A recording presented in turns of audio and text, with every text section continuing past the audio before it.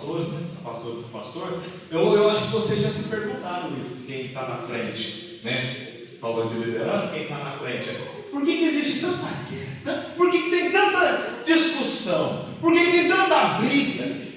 É uma pergunta interessante, não é uma pergunta interessante? Tiago fala, de onde vêm as guerras que existem no meio de vocês? A gente não gostaria de saber disso?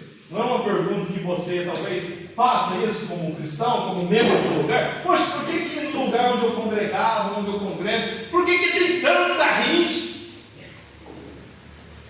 Por que tem tanta briga, sabe? Tanta discussão? Por que tem tanto grupinho? Por que tem tanta separação? O Tiago fez essa mesma pergunta.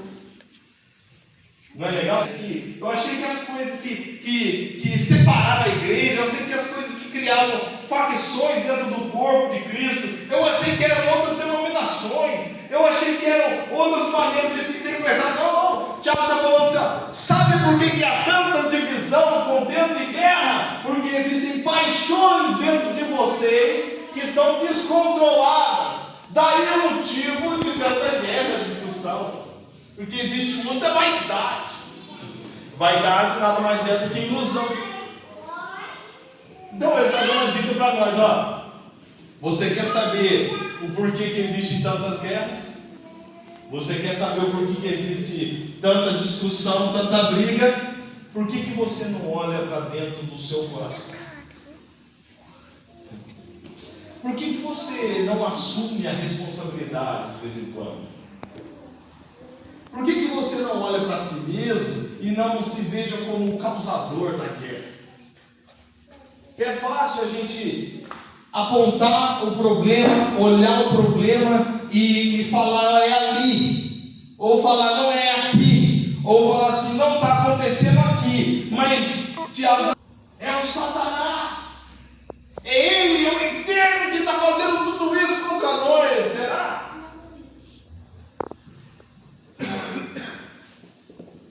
De onde vêm as guerras e contendas que há entre vocês?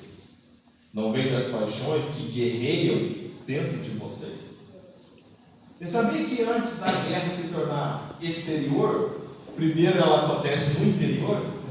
Então, as guerras exteriores são uma extensão de uma guerra interior. Porque todo o problema primeiro acontece dentro, para depois ele acontecer para fora. Só existem guerras travadas fora do homem, porque o homem ele está travando batalha dentro de si mesmo. Só que como ele não consegue fazer isso consigo mesmo, ele acaba descontando isso no seu próximo. Então, toda vez que eu guerrei contra o meu próximo, eu demonstro que dentro de mim existe o quê? Uma batalha ainda não resolvida. Toda vez que eu causo contenda e divisões, eu estou mostrando que dentro de mim. Verso 2: vocês cobiçam coisas, né? A cobiça sai da onde? Por que algo fora de mim me atrai? É porque eu tenho algo dentro de mim que deseja, certo? Se, por exemplo, um exemplo bobo, eu não gosto de tal marca de tênis, essa marca não me atrai. Mas se eu gostar, se eu tiver a preferência por tal marca, tudo que é daquela marca vai me atrair. Certo ou errado? Porque eu tenho uma preferência interior que vai de acordo com aquilo que está no meu exterior. Então, a coisa pode ser linda, bonita e tudo, mas não me agrada, então você não quer. Mas pode ser qualquer outra coisa simples. Mas se for daquilo que tem na sua cobiça, você agarra, segura e você pega. Então, o próprio Tiago vai dizer que todo homem é tentado pela sua própria cobiça, quando essa o seduz e o atrai. Então, muitas vezes você não é seduzido pelo diabo, você é seduzido pela sua cobiça. Que tal a gente aprender com o Tiago como orar, como clamar a Deus, como guerrear com sabedoria? Porque ele continua dizendo, vocês cobiçam coisas e não têm. Primeiro, por que existem guerras e contendas? Não é fruto do coração seu que está em guerra? Por que o coração seu está em guerra? E por que existe guerra dentro do lugar onde você está? Porque você cobiça coisas e não tem. brigo com meu irmão porque eu quero aquilo. É que eu tenho que estar na frente da batalha. Agora, quando eu troco a guerra pela minha cobiça, é o que precede a minha queda. Está entendendo que o que me derruba é o que sai de mim? Jesus falou isso, pastor. Ele falou assim: nada que entra no homem pode contaminá-lo, mas é o que sai dele, porque o que sai procede do coração, e é do coração que procede as guerras, os adultérios, as brigas, as facções, tudo isso emana de um coração desalinhado e desajustado com o Criador. Então, de onde vem a guerra? Vocês cobiçam coisas e não têm, matam e invejam, mas não conseguem obter o que desejam. Sabe por quê? Eu brigo e quando eu pego aquilo, não satisfaz o que eu quero.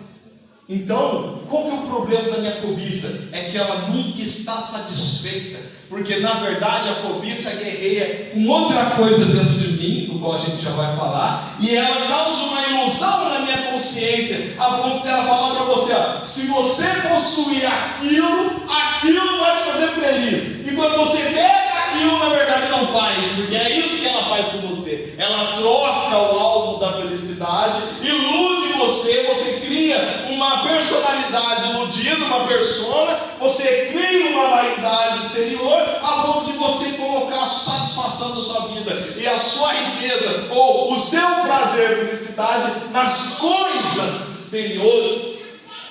Aí a cobiça faz você acumular uma série de coisas, mas na hora que o Evangelho chega para você e fala: doe tudo que você tem, você vira as costas e vai embora, porque não é você que tem a cobiça, mas é a cobiça que já domina você. Que tal você, quando for orar, dizer para o Senhor: Senhor, por que o Senhor não destrói a minha cobiça? Ajuda-me a vencer o meu eu, que me conduz ao caminho distante do Senhor, à semelhança daquele filho pródigo. Você sabia que o filho indignado, mais moço, o que ele fala? Pai, me dá a parte de mim, é meu, é minha parte por direito, eu quero, para quê? Para eu gastar naquilo que eu bem entender. Ué, o que ele está querendo fazer? Antes, não tinha uma batalha no seu coração a respeito do pai, do respeito daquilo que era dele por direito. Logo, quando ele conquista aquilo que é dele por direito, o que acontece com ele? Ele se afasta do outro? Pai. Vivem a lutar e a fazer guerras. Não tem, porque não pedem. Sabe por quê? O problema da cobiça? Ela fala assim para você: vai por aqui que você consegue. Aí você não tem a humildade de pedir. Faz desse jeito que você chega lá. Aí você não tem a humildade de pedir um conselho.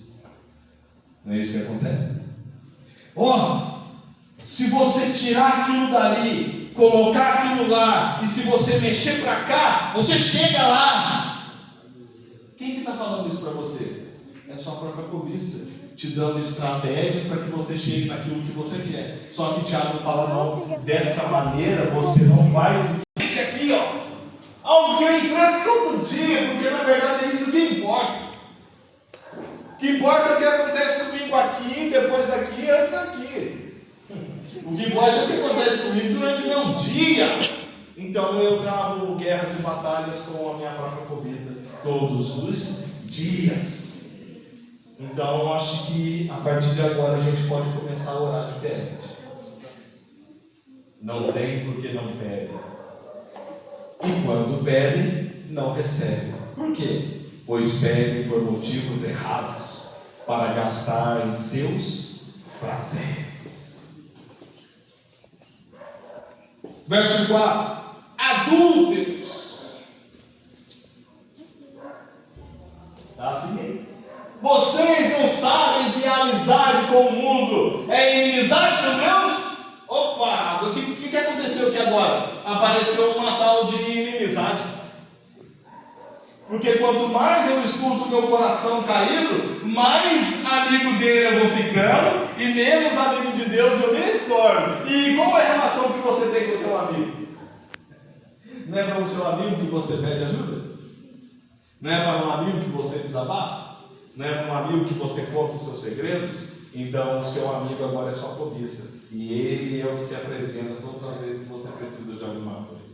Logo, o amigo que pode te ajudar, que é Deus, é excluído, você se torna inimigo dele, e você agora cria uma outra amizade com a sua própria cobiça. Nossa, sabe o que o diabo está falando para nós? Você sabia que quando você escuta muito o seu coração caído, o seu eu, o seu ego, você vai se tornando amiguinho dele, e amiguinho dele você vai tendo intimidade com ele, e criando uma intimidade com o seu próprio eu, você se torna inimigo de Deus.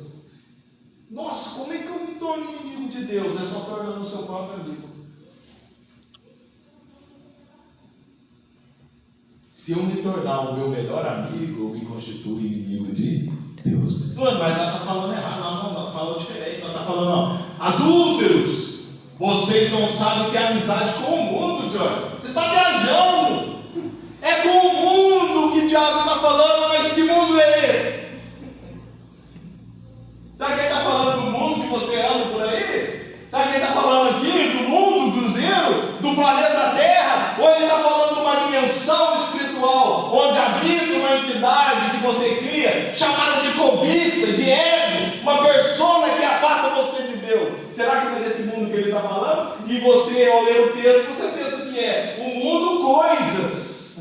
É por isso que a interpretação equivocada faz a gente o quê? Parar de ir naquele lugar, ouvir tal música, parar de usar tal roupa, parar de beber tal coisa, parar de comer tal coisa, achando que essas coisas mudam o meu coração, mas na verdade eu vou me tornando cada vez mais egoísta.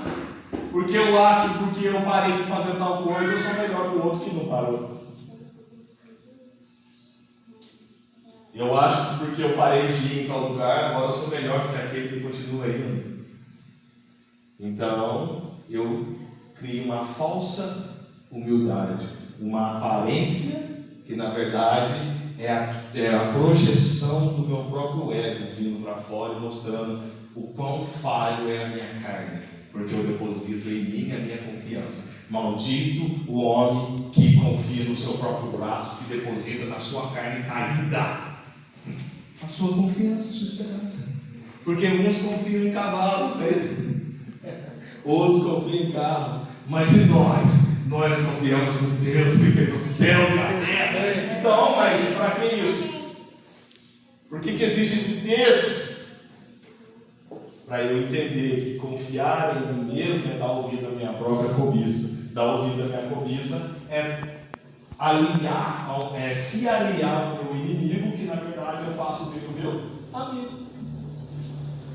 Você, filho, é casado com Deus, mas quando você começa a amar o mundo do seu coração, você começa a adulterar contra Deus. Quem está entendendo? Eu sou casado com Deus e vivo uma experiência de amizade com o Criador. Amém? Mas quando eu começo a voltar o olho para mim mesmo e para minha cobiça, eu vou adulterando contra Deus e vou criando um outro marido ou uma outra amizade que me afasta do Criador. Por isso ele fala, é uma dimensão dentro do próprio homem. Por que esse mundo é uma dimensão dentro do próprio homem? Porque no versículo 1, 2 ele fala que a guerra é dentro de mim. Simples assim. Verso 5: ou vocês acham que é sem razão que a Escritura diz que o Espírito que Ele fez habitar em nós tem forte ciúmes? Você está vendo que o mundo é a minha carne? Porque aonde que o Espírito está? Em nós. Amém? Se o Espírito está em mim, ele tem ciúmes da roupa que eu uso? Se o Espírito está em mim, ele está enciumado com a comida que eu como? Lógico que não. O que representa o ciúme? Não é quando você tem uma relação com alguém, aquela outra pessoa começa a ter uma relação com outra, então desperta em você um zelo? Não é isso?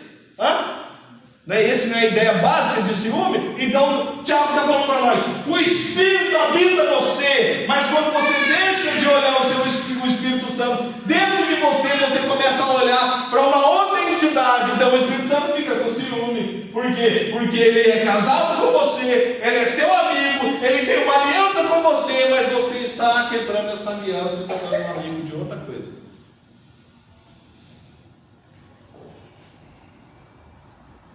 O Espírito Santo tem ciúmes. A melhor tradução aqui, para a gente entender os ciúmes, é zelo. O Espírito Santo tem zelo por nós. A palavra não diz que nós somos o templo do Espírito Santo? E quem destruiu o templo de Deus, Deus os destruirá, porque o templo de Deus que sois vós é sagrado. Quem lembra um episódio que Jesus foi tomado por zelo, por ciúmes, por ira? Não foi o momento que ele chega no templo? João capítulo 2, olha lá para a gente. Com sua mãe, seus irmãos e seus discípulos. Ali ficaram durante alguns dias. 13. Quando já se aproximava a Páscoa judaica, Jesus subiu a Jerusalém. No pátio do templo, na onde? No templo? Você vai falar, destrua esse templo? Então, no pátio que nos cerca, no pátio que rodeia a nossa alma e o nosso espírito, nós corremos o risco de acumular coisas que desagradam o dono do templo. Aí continua lá.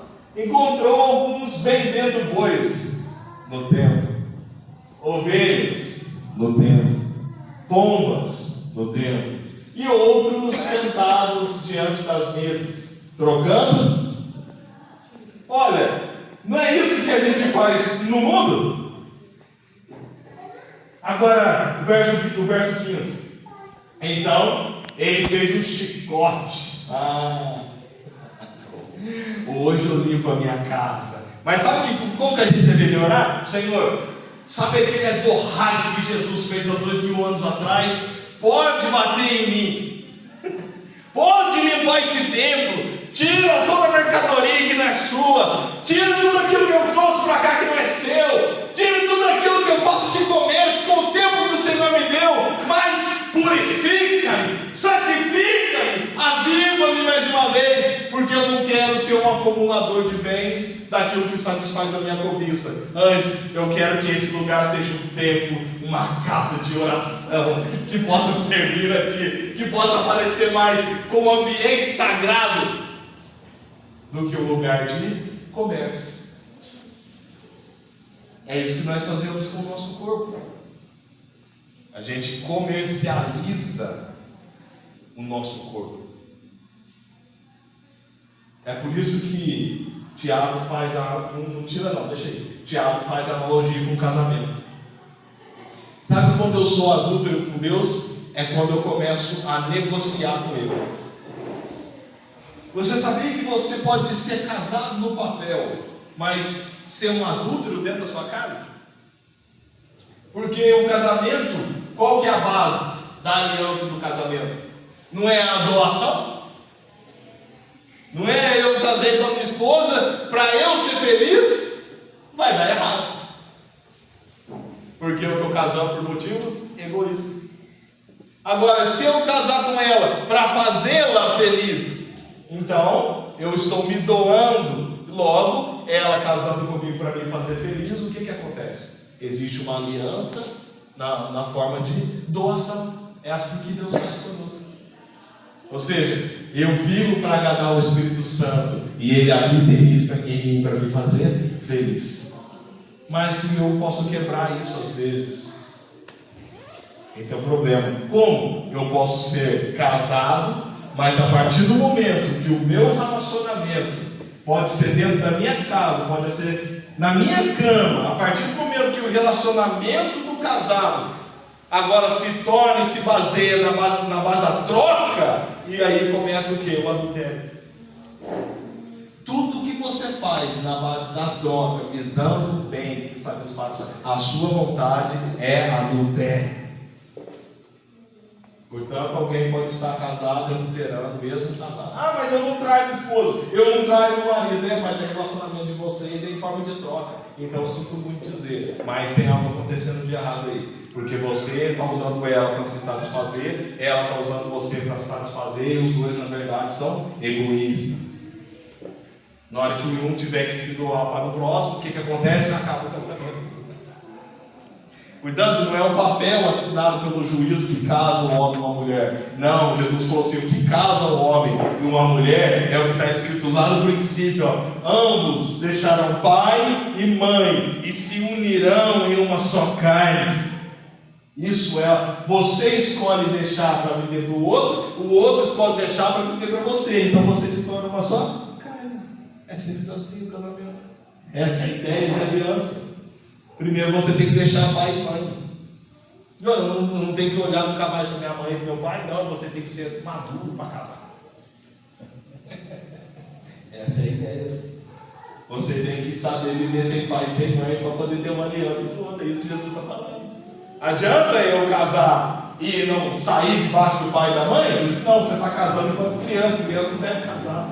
Deixa o pai e a mãe, cresce, amadurece, se desenvolve, aprende a se doar, então você vai entender o que é aliança. Por isso, os discípulos falaram para ele: então, casamento não é um negócio. É lógico, casamento não é negócio. Casamento é doação, o negócio é troca. O negócio é adultério. Quem faz negócio é prostituição. Casamento não é aliança. Amém? Amém. Então ele está falando para nós, ó, deixa, rapaz, cresce, amadurece, faz um caminho. Então você e a sua mulher serão ambos uma só carne. Os discípulos falam, então, não é negócio. Jesus fala o quê? Na verdade, essa palavra não é para todos. Quem consegue ouvir, ouça. Por isso que Paulo fala, na verdade, eu queria que você fosse solteiro. Porque casamento é algo sério. Amém? Vou deixar isso aqui para... Você foca no que tem que ser tirado para que você seja preenchido. Tira essas coisas daqui. Pare de fazer da casa do meu pai um mercado. Pare de fazer do templo do Espírito Santo um alvo de mercadoria. Não se relacione assim, porque senão você vai se tornar o seu melhor amigo. Aí, meu querido, quando você se torna o seu melhor amigo, você pede conselho para você mesmo. Quando você se torna o seu melhor amigo, você desabafa para você mesmo. Quando você se torna o seu melhor amigo, você faz fofoca para você mesmo. Quando você se torna o seu melhor amigo, você se torna dependente de você mesmo. Então, é você e o seu eu criando uma aliança. Nasce o problema do egoísmo. Irmãos, no curso aqui de segunda-feira, na segunda aula, eu falei sobre a queda. O que você acha que derrubou o querubim do céu?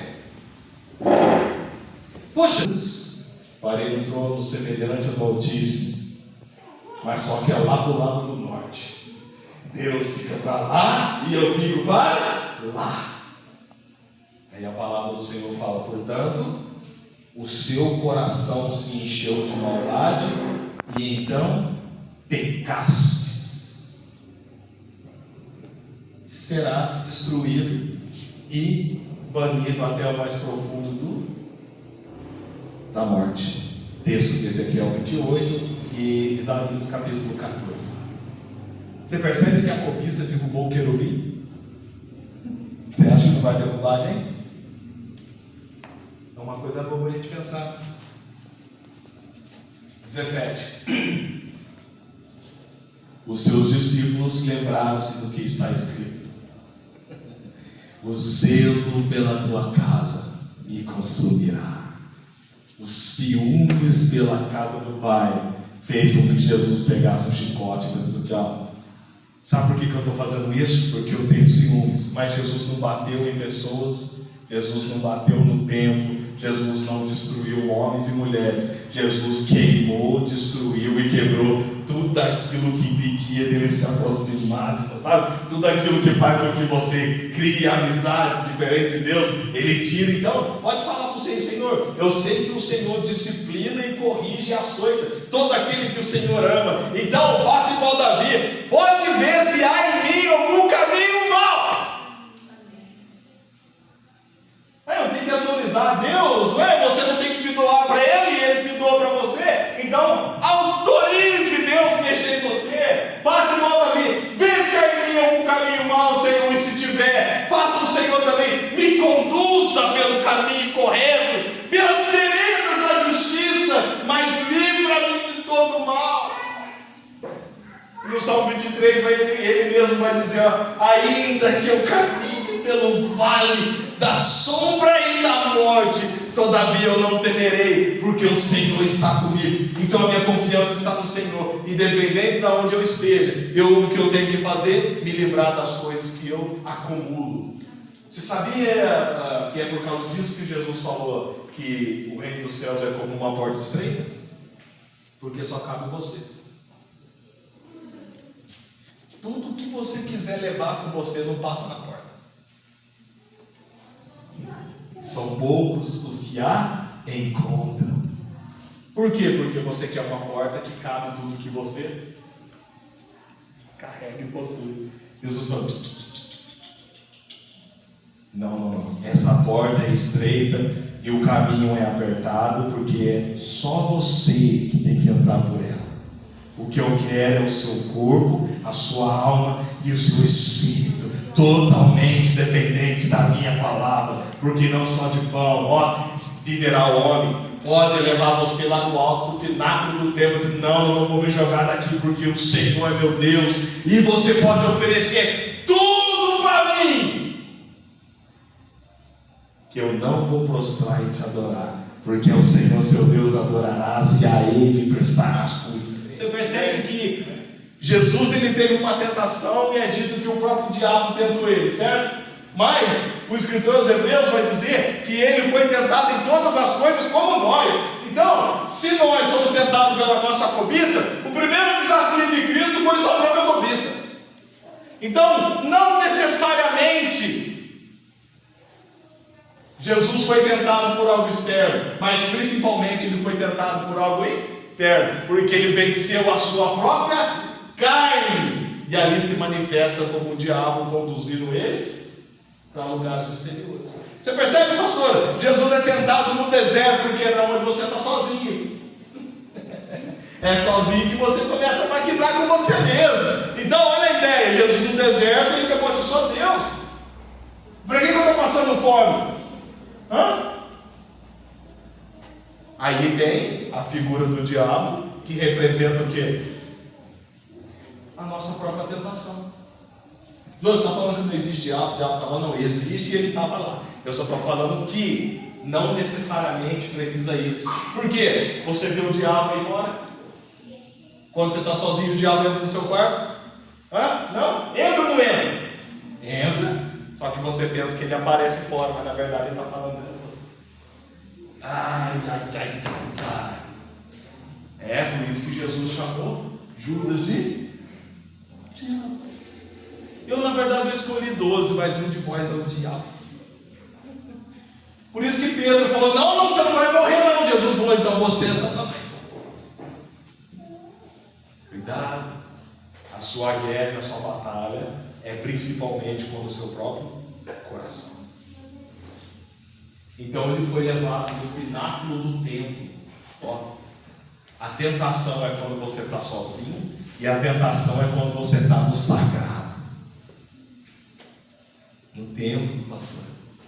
Sabe? Ele foi elevado ao mais alto do templo. Agora você pode ser tirado aqui. Porque está escrito que dará ordem aos seus anjos a teu respeito, você não vai tropeçar em pedra alguma. Mas aí era Jesus falando para ele mesmo. Não é dito que no Getsemane ele estava lá, e o que ele falou? Pai, o que falou para ele que talvez seria possível esse cálice passar? Aí A gente tem que voltar a ler a Bíblia.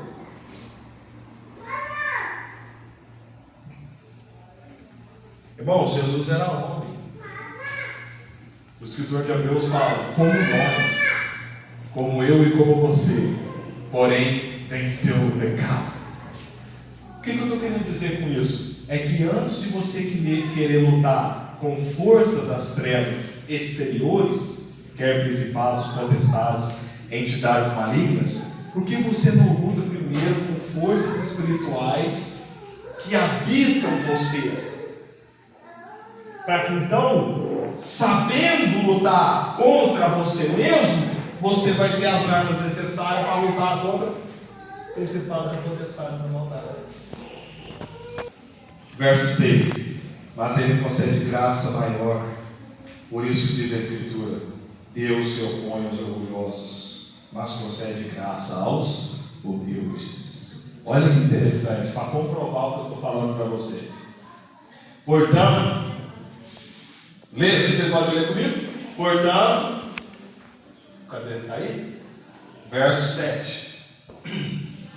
Portanto, submetam-se a Deus, resistam ao... Parem. Por que ele introduz a figura do diabo na conversa? Até aqui o papo não era cobiça. Agora, o que significa a palavra diabo? Não é aquele que divide? Não é aquele que separa? Diabolos no grego, divisão. Vamos ler na palavra original? Portanto, submetam-se a Deus, resistam a qualquer tipo de divisão e contenda. Eu posso ler assim esse texto. Aí eu luto comigo mesmo. Agora, se eu ficar com uma palavra que diz o diabo, eu vou apenas focar a minha guerra contra o... Mas o restante do texto inteiro, versículo 1, 2, 3, 4, 5 e 6, ele está falando de você e do seu coração. E agora, para trazer a ideia de adversário e de divisão, ele traz a palavra diabo, que é a mesma coisa que pode acontecer comigo e com você. Por isso que quando Judas ele se opõe a Deus, Jesus chama ele de diabo.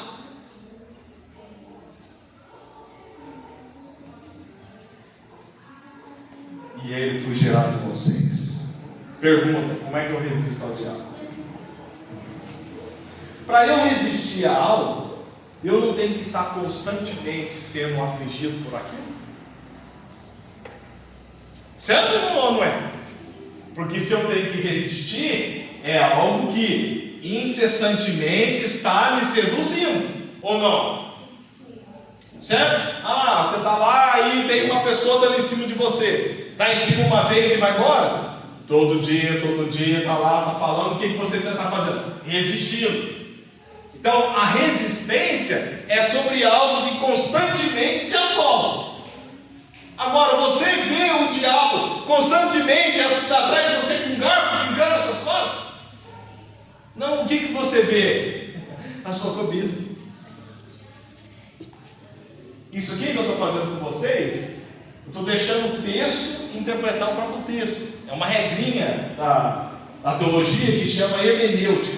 Você segue o fluxo do texto e o texto ele vai trazer para você o sentido do que ele quer falar. Quando você liga um versículo com outro versículo, sem perder o raciocínio de quem está falando. Então nós estamos seguindo o raciocínio de Tiago. Tiago está falando desde o primeiro versículo que o problema é você, é o seu coração. Quando ele chega no versículo 7, ele introduz a palavra que causa divisão e contenda do diabo. Está vendo como que você pode se tornar quando você se torna amigo de você mesmo? Poxa,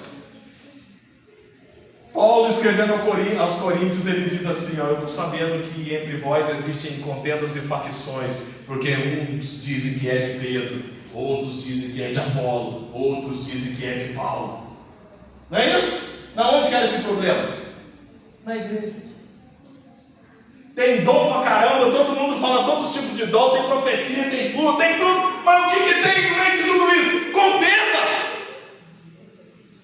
No capítulo 10 ele fala assim: eu não quero que vocês ceiam.